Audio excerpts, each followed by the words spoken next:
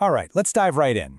Today, we're going to talk about the physics of why things shake, why they eventually stop shaking, and maybe, most importantly, what happens when you push them at just the right moment. Picture this, a kid on a swing. You give them a big push and they're flying back and forth, right? But if you just leave them be, that swing eventually slows down and stops. So why does that happen? It's not magic, believe me. It's a really fundamental concept in physics, and it affects pretty much everything that moves. And that right there brings us to our first big idea, damping. See, in a perfect textbook physics world, that swing would just keep going forever. But out here in the real world, there are always forces at play trying to bring everything to a standstill. So let's break that down. You've got two scenarios. On one side, you have this ideal perfect thing called undamped oscillation. It's kind of like a perpetual motion machine. The energy never goes away, the amplitude stays the same forever. It's purely theoretical. Then you've got the real deal, damped oscillation. This is what actually happens, because forces like friction and air resistance are always there, constantly stealing a little bit of energy from the system. As our source material puts it, that energy doesn't just poof, disappear. It's dissipated. It turns into something else, usually a tiny bit of heat. And that loss of energy, well, that's exactly why the swing's arc gets smaller and smaller and smaller until it just stops. Okay, but here's where it gets really interesting. Damping isn't just one thing. A system can come to a stop in a few totally different ways, and it all depends on how strong those resistive forces are. So let's dig into that. So, take a look here. On the left, we've got what's called light damping. You can see it still oscillates, right? It goes back and forth, but each peak is a little bit lower than the last one.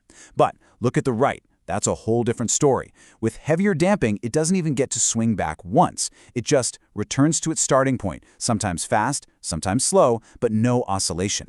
Basically, it boils down to three main types. Light damping, or underdamping, that's our swing example, slowly dying out.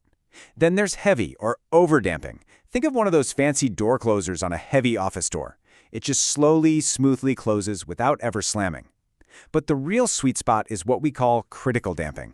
Your car's suspension is the perfect example. You hit a bump, and you want the car to return to normal as fast as possible, but you don't want it to keep bouncing up and down. And that's critical damping at work. Okay, so if damping is always trying to make things stop, how do we get anything to keep moving? Well, the answer is pretty simple, actually. We just have to put energy back in. And that brings us to our next big concept, forced oscillations. A forced oscillation is, well, it's exactly what it sounds like. You're forcing something to oscillate by applying an external, repeating push. Let's go back to that swing. Every single time you give it a push, you are the external force. You're pumping energy back into the system, fighting off the damping from air resistance and keeping that oscillation going. And we all know this intuitively, right? There's a timing to it. You can't just push a swing whenever you want. You have to find the rhythm, push in sync with its natural motion. But what happens when you get that timing absolutely perfect? Well, that perfect match unlocks one of the most powerful and sometimes one of the most destructive phenomenon in all of physics. And its name is resonance. This is where things get wild. First, let's check out a controlled lab example.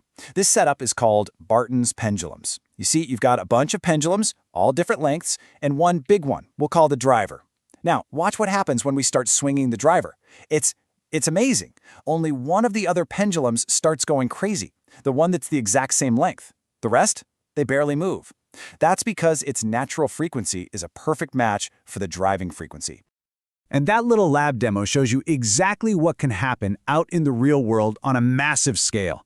This right here, this is the infamous Tacoma Narrows Bridge collapse from 1940.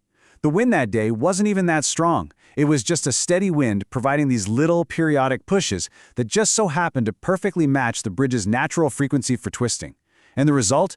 The oscillations just grew and grew and grew until the entire structure tore itself to pieces. It wasn't about the strength of the wind, it was about the timing of the wind.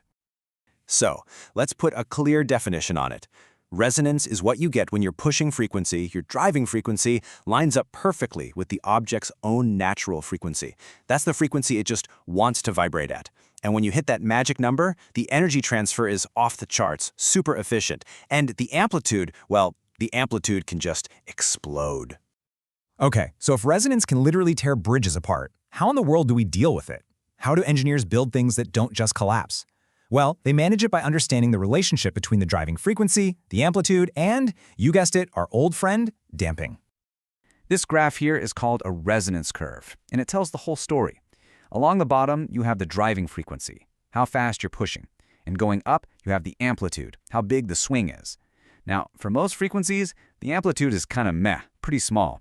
But then, as you get closer and closer to that sweet spot, the system's natural frequency, bam, the amplitude shoots through the roof.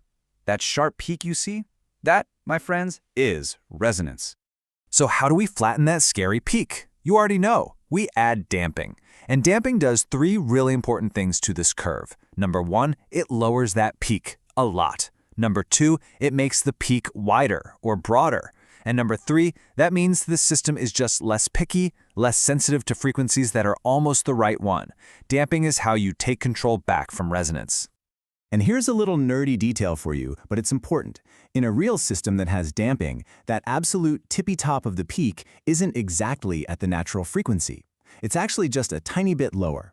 And the more damping you add, the more that peak actually shifts over to the left a little bit. So why does any of this matter? The takeaway is absolutely huge. Engineers have to be obsessed with this stuff. They calculate natural frequencies to make sure bridges and buildings don't resonate with wind or earthquakes. But resonance isn't always the bad guy. We also use it all the time. Your radio tuner resonates to pick up a specific station. A microwave oven uses resonance to heat your food. A guitar string resonates to make that beautiful, clear sound. It's a force of nature we have to both respect and master. So now you know, the next time you're in a car and the rearview mirror starts buzzing at a certain speed, or you're pushing a swing, or you make a wine glass sing with your finger, you'll know exactly what's going on. You're seeing damping, forced oscillations, and resonance right there in front of you. Keep an eye out for it. It's everywhere.